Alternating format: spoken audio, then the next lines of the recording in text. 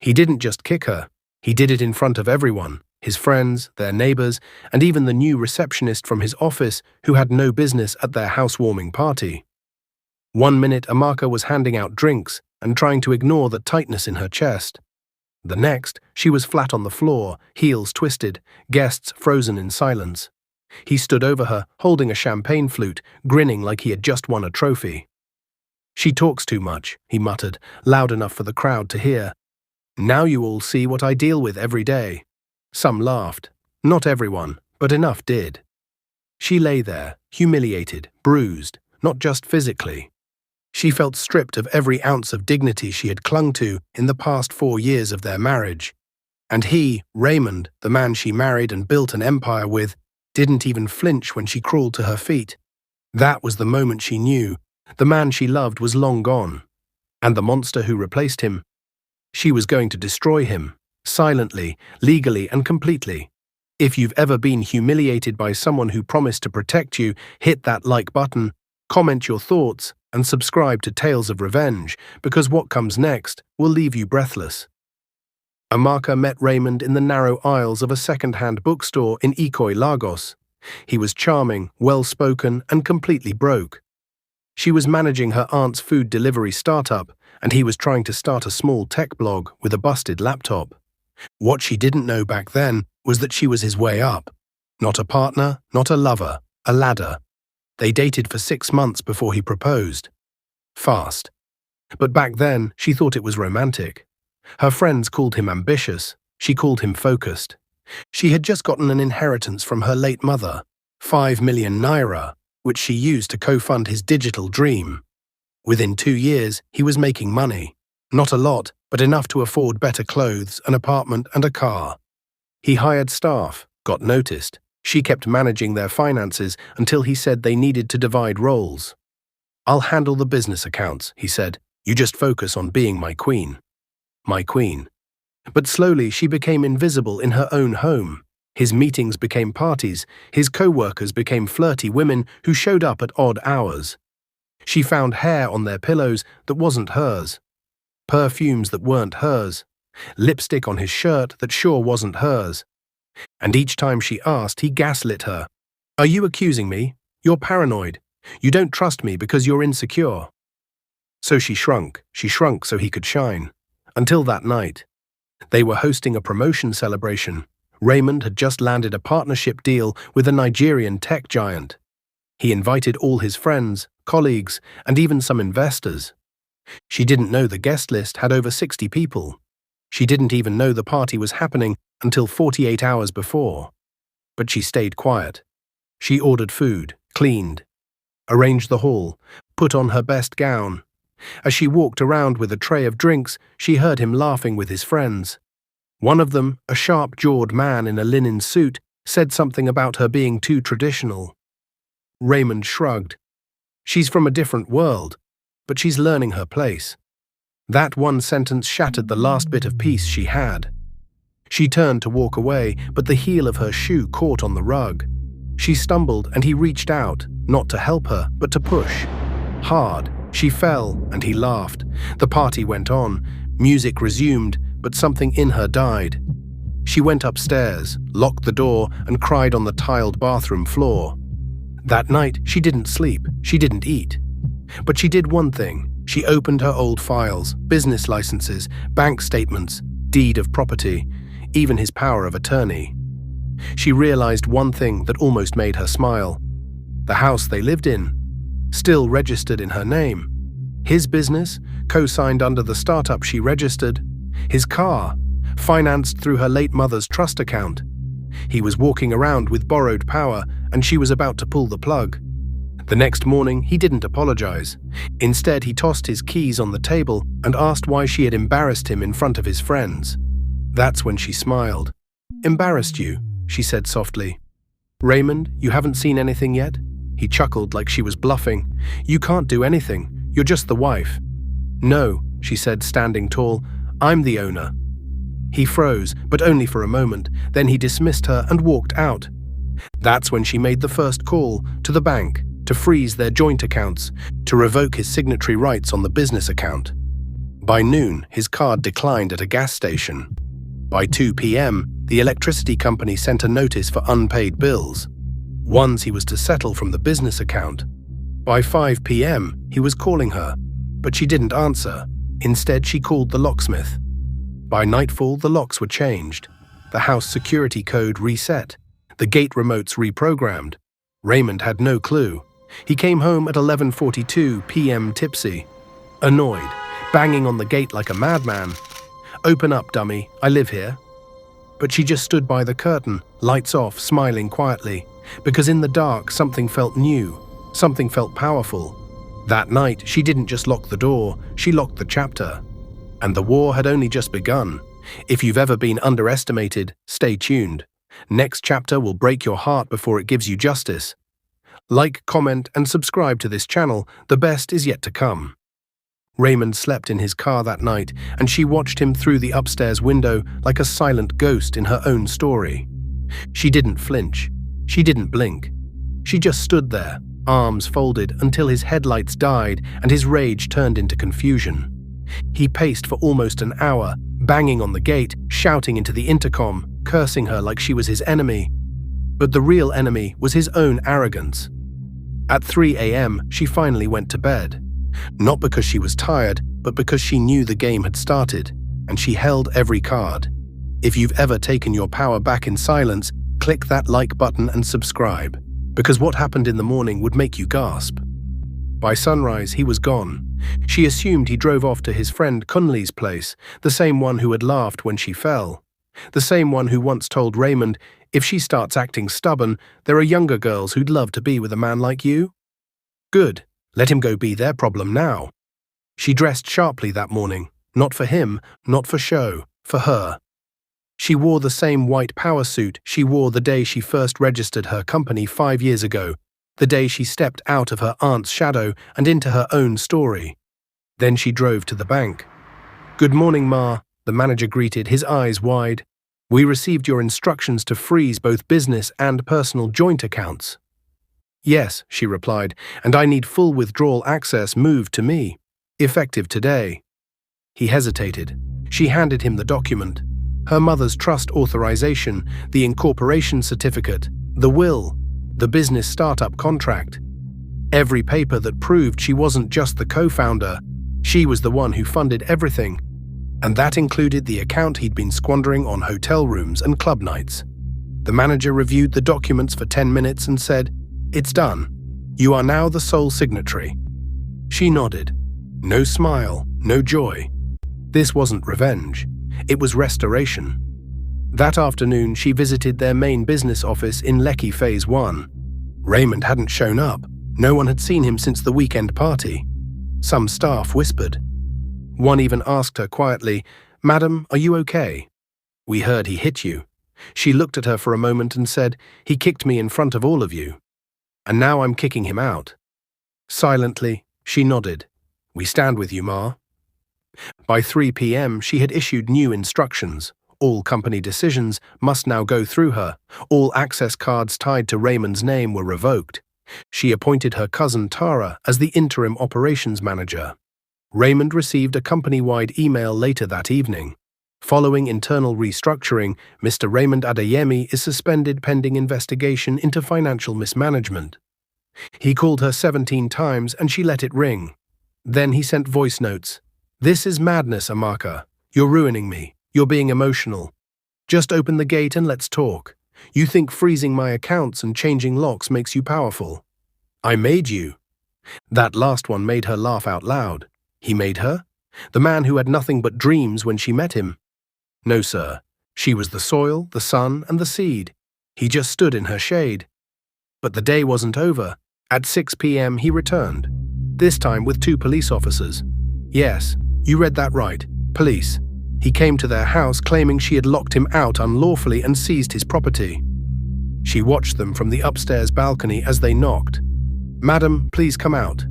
This man says he's the legal owner of this house." She came down slowly, papers in hand, calm, graceful. "Officers," she said politely, "do you have a warrant?" "No," one replied. "But this manor, oh..." "This house," she said firmly, "is in my name. I have the certificate of occupancy. I have the deed. I built this with my inheritance." She handed them copies. "And this man," she continued, "has no tenancy agreement, no ownership. And as you can see from the bruises on my arm," she rolled up her sleeve, "he assaulted me 2 nights ago." Their eyes shifted. One officer turned to Raymond and asked, "Oga, na true?"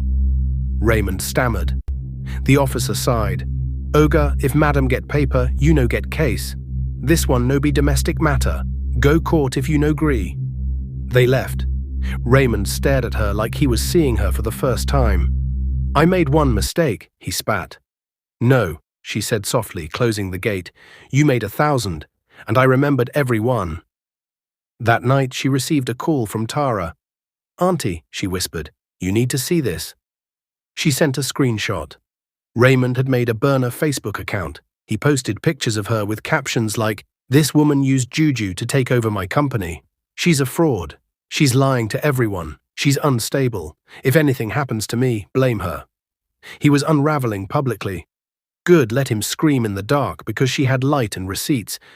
But she underestimated one thing: how far a wounded man could go when he realizes you no longer fear him. The next day, Raymond showed up at her office, not at the gate inside. He had somehow convinced one of the junior staff to let him in. He stormed into her office like a wild dog, sweating, disheveled, red-eyed. "You think you've won," he shouted. She stood. "Tara," she called. Before he could lunge, 2 security guards dragged him out. She followed behind, heels sharp against the marble, head high. "Raymond Adeyemi," she said in front of all her staff. "You are now trespassing. If you return here again, I will file a restraining order." He shouted something vulgar as they forced him out. But she didn't flinch. She looked at her staff. "I apologize," she said calmly. "This won't happen again." And she meant it, because that evening she made another call to the real authorities to finally file a restraining order. And something else, too. She called a lawyer. "Is there a way," she asked, "to remove his name permanently from our business? I want him erased, legally, entirely." The lawyer paused, then said the words that made her lips twitch. "Yes, and we can start immediately. If you think that was satisfying, just wait until you hear what she does next." Hit that like button, drop a comment if you've ever been underestimated, and don't forget to subscribe. The very next morning, her neighbor Sheila knocked on her door with a raised brow and an expression that screamed she had already heard the latest gossip. "I heard you were crying outside last night. That man, he kicked you in front of everyone," she asked gently, handing her a small flask of tea like she was handing her dignity. "Girl, I'd have slapped the devil out of him." She smiled weakly, accepting the tea. "Yeah, he really did." She sat down beside her in her tiny apartment. "What are you going to do?" And that was the question that had haunted her all night. What was she going to do? She didn't have much, but she still had her pride. And her name wasn't going to be Mrs. Walk All Over Me, not anymore. Sheila took one look at her and said, "If you need help packing his bags, I'm your girl." But she wasn't going to pack anything. She wasn't going to scream or cry anymore. She was going to handle this smart. That's when she remembered the bank account. Back when things were sweet between them, she had helped Raymond set up his business account. He needed someone trustworthy, and who better than his loyal wife?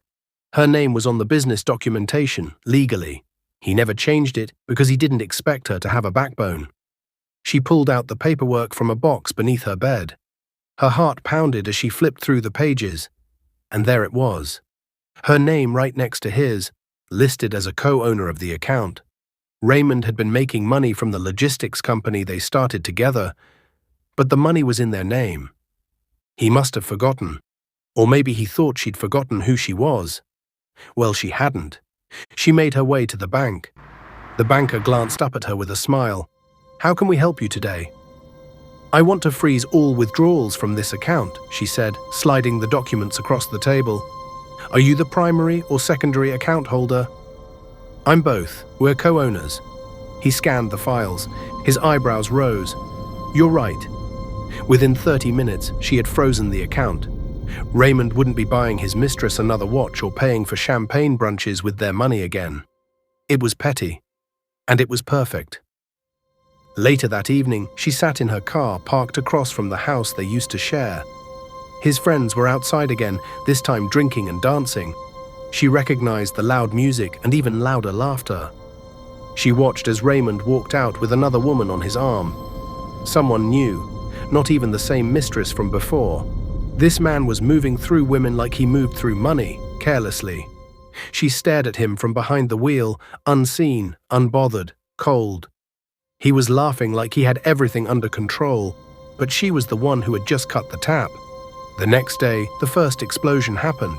She woke up to 12 missed calls from Raymond. The first voicemail was calm.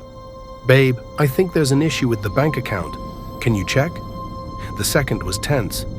"Hey, I don't know what you did, but I can't access anything. Fix it. Now." The third, "You're playing with fire, woman. You think you can embarrass me and touch my money?" She smirked. It was never his alone. She built that company. She ran those early logistics schedules. She dealt with vendors, angry clients, and even applied for the startup grant that got them going. But he thought he could erase her and still eat from her hand. She had only just started. Raymond showed up at her apartment around 3 p.m. His shirt was wrinkled and his face was flushed with rage. "You locked the account," he barked as soon as she opened the door. She didn't flinch. "Yes, I did." "You crazy? That's my business. My livelihood. Our business," she corrected. "And if you're going to beat me in public, you better get used to earning in private." He shoved the doorframe with his palm. "You want to fight dirty?" She tilted her head. "Number I want to fight smart." He looked like he wanted to lunge at her, but for the first time he saw that she wasn't scared. The thing about being kicked is, once you hit the ground, you either stay down or you rise up angry. He stormed off, and that's when she started the second phase of her plan, changing the locks. She called a locksmith from across town, someone who didn't know Raymond or his people. He arrived by sunset. "You sure about this?" the man asked. She nodded. "Change them all and install one of those fingerprint locks too. I don't want a single key opening that house except mine." Because she was done being the woman who begged to be respected. Now she was the woman who gave silent consequences. 2 nights later, she sat inside the house again, alone. It smelled like jasmine and justice, the scent of a woman who reclaimed her space. Raymond hadn't tried to return. She was sure he thought she wouldn't go that far. The moment he did, he would find his key didn't work, and his account was empty. Because guess what? She also moved her half of the funds to a separate savings account. Legally, carefully, quietly. That night she danced barefoot on the cold tile in her satin robe, sipping tea, her playlist on full blast, until she saw headlights sweep across the living room. He was back. He stepped out of his car, walked up to the front door and tried the key. It jammed. He tried again. Nothing. She watched through the peephole as he pounded his fist on the door. "Open this damn door, woman! You think you can lock me out of my house?" She didn't answer. She watched him rage, then retreat to his car, calling someone on the phone. Then she turned off the lights and waited, because she knew the real storm hadn't even begun yet. If you thought freezing the account was bold, wait until you see what she does next. Hit that like button, drop a comment if you've ever been taken for granted, and make sure to subscribe, because next chapter is going to be her most powerful move yet. She didn't open the door. She didn't shout. She didn't scream. She simply watched him beat his fist against the wood like a madman locked out of his own kingdom. Only this time, the queen had taken the crown, the keys, and the kingdom too. He kicked the door again. "Open up! You think you're smart? You forget who you married?" No, she didn't forget. She remembered everything, every insult, every laugh shared with his friends at her expense, every time he called her useless when she had built the damn company from scratch. She had remembered too much, and he had remembered too little. She stepped away from the door and let him scream himself hoarse. She was not the same woman who used to cry in the bathroom after his outbursts. That woman was gone. The next morning, her phone buzzed with a new alert. Raymond had tried to open another account using company funds, but the bank blocked the attempt because she had flagged the business name. And as co-owner, she had every right. She knew it would only be a matter of time before he retaliated in a way that wasn't just yelling. So she called her lawyer. Her name was Kioma, and she was as fierce as they came. "You did good freezing the accounts," she said after reviewing everything. "Now we prepare for the legal blowback, and if he tries to force his way back into the property, well, we'll make sure that ends in court." "And what about the house?" she asked. "He says it's his." She leaned forward on the video call. "Do you have the original title documents?" She nodded. "It was deeded in my name. He insisted I be the one to sign at the time because my credit score was better. He just never thought I'd remember that," she chuckled. "Then he has no legal footing. Let him try to walk into a courtroom with that nonsense." That night Raymond returned. This time he didn't knock. He stood outside the gate, pacing back and forth, yelling into the phone. She watched from upstairs, lights off, heart thudding, but calm. He had one hand on his waist, his phone pressed against his ear, his eyes scanning the windows like a predator. His voice pierced the silence. "Do you know what she did to me? Froze my money. Changed my locks. She thinks she's the boss now. This is my house, my street. I made her. No, Raymond, you used me. You humiliated me, and now I was making sure you never did it again." Suddenly she heard a bang at the gate. Then another. Then another. It wasn't just yelling this time. He was trying to break in. She picked up her phone and dialed the police emergency number. "Ma'am, do you feel in danger?" the dispatcher asked. "Yes," she replied. "My ex-husband is trying to break into my home." "Is he armed?" She looked down. He wasn't holding anything, just his fists and rage. "Not visibly, but I need help." Within 10 minutes, 2 officers arrived. They pulled him aside. She watched through the curtains as he tried to explain, waving his arms, pointing at the house, shouting something about ownership. But when they asked for proof, he had none. "Your name's not on the title?" one officer asked. "It doesn't matter," he screamed. "It does in Lagos State," the officer replied. "You have no right to be here." They handed him a citation for harassment and trespassing and told him to leave the premises. And then it happened, the moment that changed the tone of everything. As he got into his car to drive off, the new woman, the same one he'd brought to the barbecue the day he kicked her, stepped out of the passenger seat. She didn't say anything. She just looked up at the house, then at her standing behind the curtain. And she smiled, not a warm smile. It was the kind of smile women give each other when they think they've won. She pulled the curtain shut. She didn't know what was coming. Because her plan was never just to get revenge. Her plan was to dismantle his entire facade, legally, financially, and publicly. And she had just begun. The next day, she filed for full ownership of the business under grounds of abandonment, misuse of assets, and verbal assault within a domestic partnership. Kioma helped her gather every receipt, every email, every document, even the texts where he admitted to giving money to other women from their joint account. When the papers were served, Raymond exploded. "How dare you take the business from me? I built it." "No," she said calmly. "I ran it while you entertained side chicks and beat your chest at beer parlors."